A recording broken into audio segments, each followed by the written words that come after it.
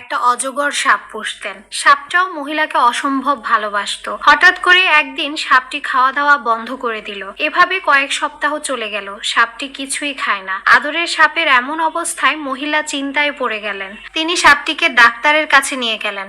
Doctor সব কথা শুনে জিজ্ঞাসা করলেন, সাপটা কি রাতে আপনার সাথে ঘুমায়? মহিলা বলল, হ্যাঁ। ডাক্তার আবার জিজ্ঞাসা করলো, সাপটা কি আপনাকে পেঁচিয়ে ধরে ঘুমায়? মহিলা বলল, হ্যাঁ। তখন ডাক্তার বললেন, ম্যাডাম, সাপটি আপনাকে জড়িয়ে এবং চারপাশ থেকে পেঁচিয়ে ধরে কারণ এটা আপনার মাপ নিচ্ছে আপনাকে আক্রমণ করার জন্য। আর হ্যাঁ, সে খাওয়া দাওয়া বন্ধ করেছে সাপটির পেট খালি করতে, যাতে সহজেই আপনাকে হজম করতে পারে। এই গল্পের মাধ্যমে আমরা শিখতে পারি, আপনার চারপাশে হয়তো এমন অনেকেই আছে যাদের আপনি কাছের মানুষ ভাবেন, যাদের দেখে মনে হয় আপনাকে তারা অসম্ভব ভালোবাসেন, কিন্তু আপনি জানেন না আপনার ক্ষতি এদের প্রধান উদ্দেশ্য। আমাদের সমাজে এখন এমন সাপের অভাব নেই।